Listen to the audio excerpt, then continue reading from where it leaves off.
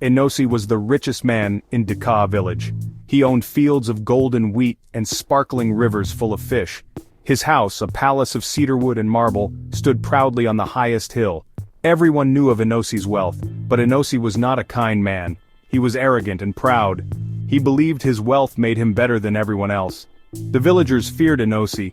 They bowed their heads in his presence. They offered him their finest fruits and whispered prayers for his good health. It wasn't Nkosi's wealth they feared, it was his temper. Nkosi was quick to anger. He saw any slight, real or imagined, as a challenge to his authority. Nkosi craved respect. He demanded it from every man, woman and child in Dakanka village. He believed their fear was a form of respect. He didn't realize they feared his power, not him. And so, Nkosi ruled the village with an iron fist, his heart cold and unmoved by the plight of the people he claimed to own. Nkosi had a peculiar habit. He married often, very often. Each year, he would choose a new bride from among the village girls. It didn't matter if the girl was already betrothed or in love with another. Nkosi's word was law.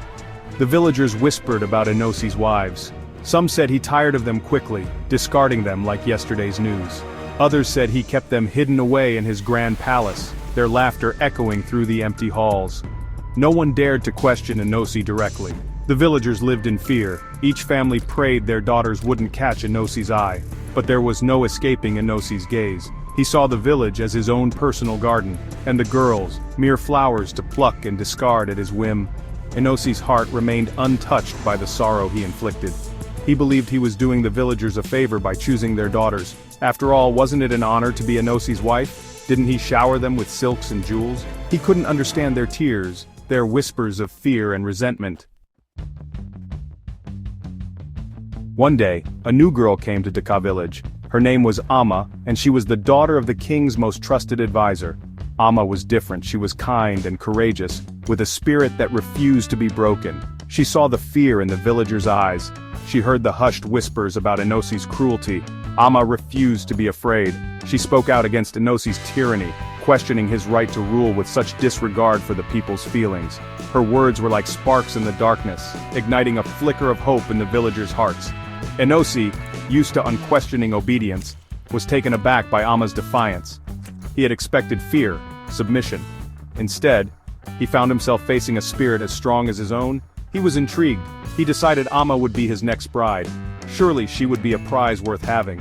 Amma, hearing of Nkosi's intentions, did not cower. She refused his offer of marriage.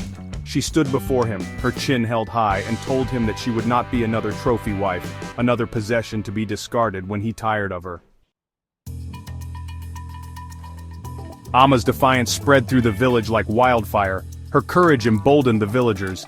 They had been silent for so long, afraid to speak out against Nkosi, but Amma's bravery ignited a spark of rebellion in their hearts. The villagers, led by Amma, confronted Nkosi. They demanded he change his ways. They told him that true wealth lay not in gold and possessions, but in the love and respect of his people. Nkosi, faced with the united front of the villagers, was shocked. He had never considered their feelings. He had been so blinded by his own arrogance, his own sense of self-importance, that he had failed to see the suffering he was causing. Amma's words, her courage, finally opened Nkosi's eyes. He saw the error of his ways. He realized that true power came not from fear and oppression, but from respect and compassion. He vowed to change. He released his wives and asked for the villagers' forgiveness. Slowly, Dakanka village began to heal. The villagers, no longer afraid, started to rebuild their lives.